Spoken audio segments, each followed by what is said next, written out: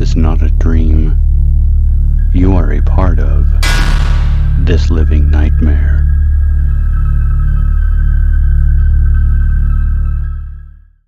Have you ever heard of the Mandela effect?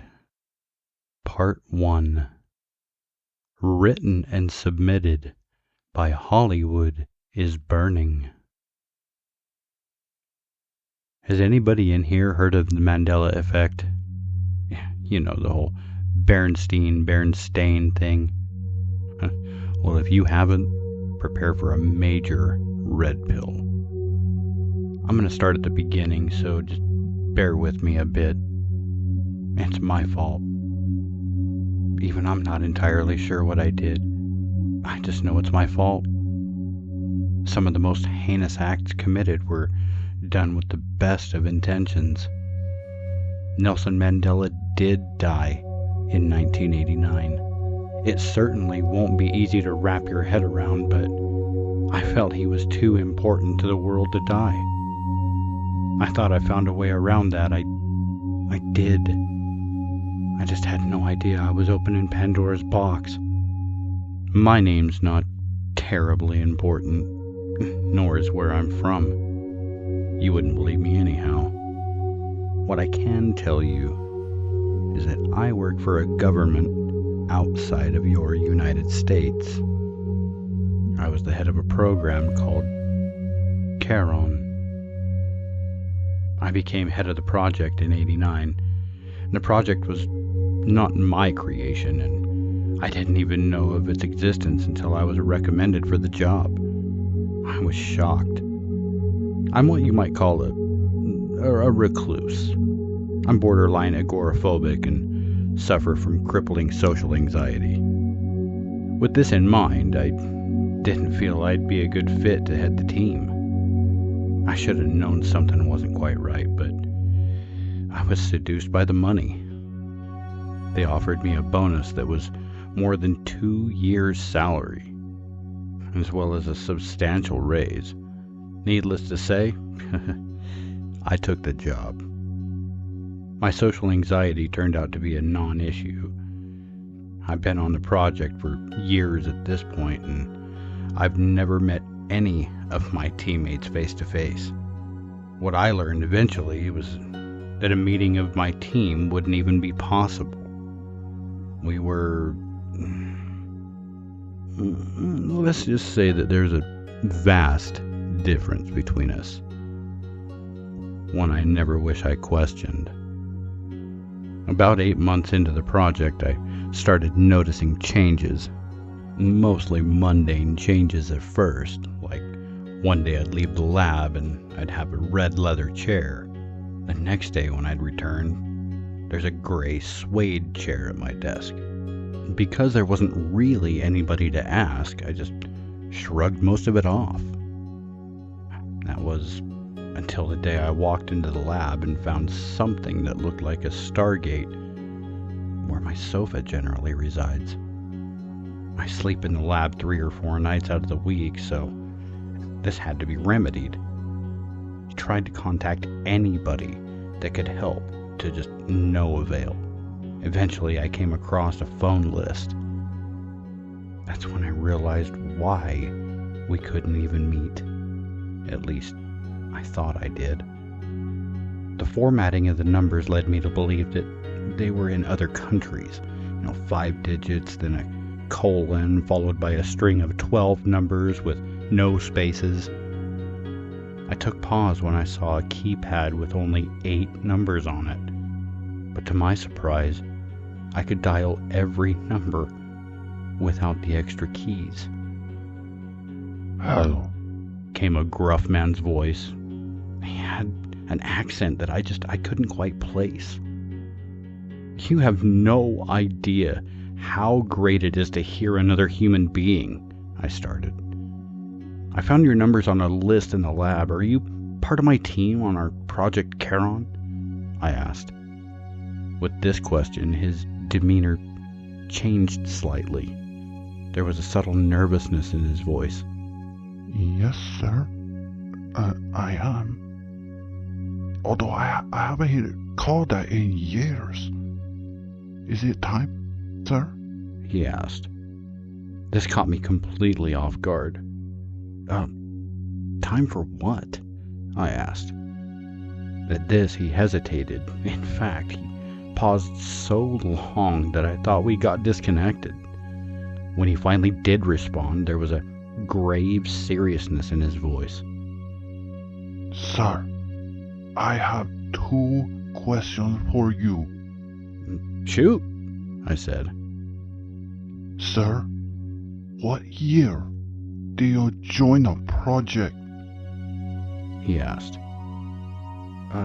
2189, I believe. Sir, He continued, almost fearfully. you mentioned changes. Has any new lab equipment appeared? Yeah, actually, he abruptly cut me off. Sir, you need to get out of there. What? I asked. Sir, do you know the purpose of Project Karen? That was when it dawned on me that I didn't. Sir, He asked. Sorry, I said, as if snapping out of a daze. No, I don't. sir, please listen carefully. He pled. You don't have much time. I'm listening. At this point, I was getting worried. Sir, Project Karen was the first phase of a series of projects called the Mandela Effect. He began. In a year, 1989, Nelson Mandela died of leukemia while in prison. Whom? I interrupted, confused. Nelson Mandela was the anti-apartheid activist. Because of Project Karen, he became president of South Africa in 1994. I was only getting more confused. Did you say... Sir, He interrupted. please just let me speak. It all makes more sense in a moment. Project Karen was started in 1991 by a man believed Nelson Mandela was far too important to lose so soon. He devised a way to essentially bring him back. Bring him back? I didn't understand what he was talking about, but I was starting to feel as if I had heard this before. Yes, sir. He continued. He discovered a way to open a window in time, which he could use to bring people from the past and bring them back to the present. Wait, I interrupted. Are you saying he found a way to bring people back from the dead? No, sir. That would be impossible. He chuckled. At least, not literally. I was struggling to grasp what he was telling me. He took my silence as a cue to continue. The idea seemed successful at first. There was even an unexpected but convenient side effect. A side effect? My voice cracked. Yes. He continued. When we brought him through, less than half of the world remember him dying, and due to some well-placed disinformation, they were convinced by everybody else that he had been alive the entire time. Still lost, I asked. So, what does that have to do with me? Once we discovered the side effect, we started to experiment with things. I allowed him to continue. We discovered that every time we opened a window, there were changes. Changes? I asked quizzically. Some subtle, some not so subtle. He paused for a moment. How many states are there in the United States? 53. Why was he asking me such ridiculous questions? What if I were to tell you that's not true where I am? He was starting to sound crazy. Sir, we discovered that the reason for the changes was simply that the time isn't linear. Huh? Sir, there are multiple time streams with multiple variations. Imagine a string on a harp. Each string represents a different parallel time stream. He didn't even pause to see if I understood.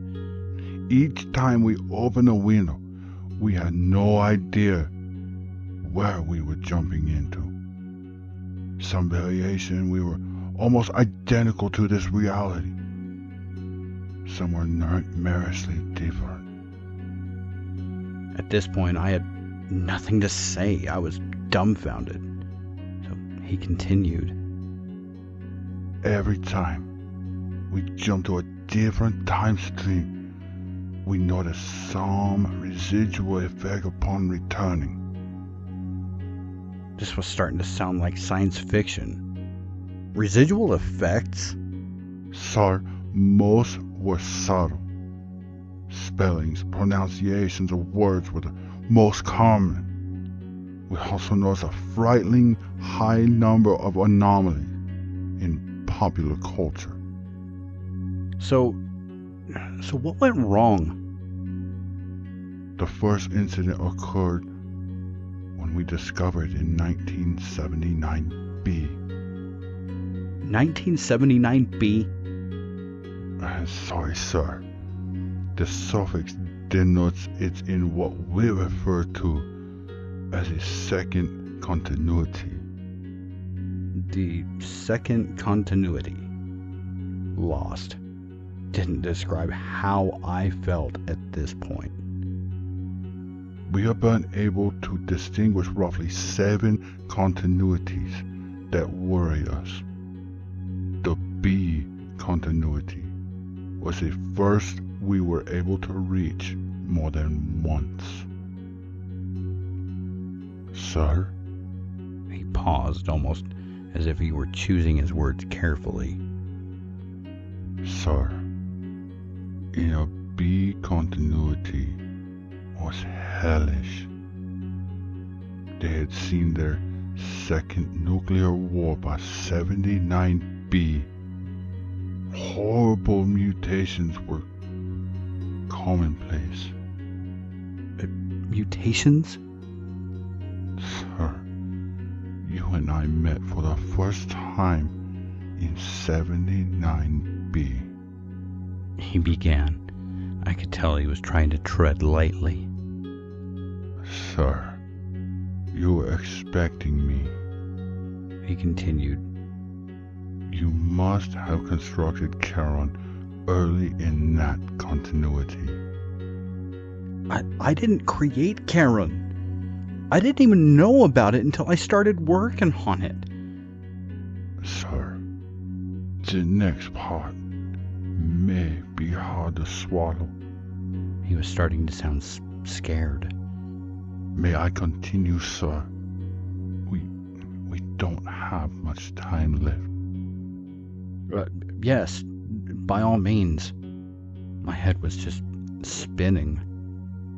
Our meeting in 79B did not go according to plan.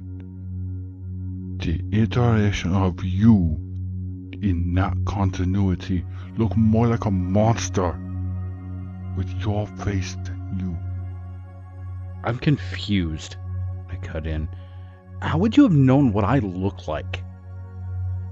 Sir, I know just about everything about you. This may sound strange, but I was assigned to observe your various iterations. To observe me? Yes, he continued. If you would travel through the window to a continuity in which you are still alive, it is my job to make sure the two of you do not meet. He paused. In most cases, one of you killed the other.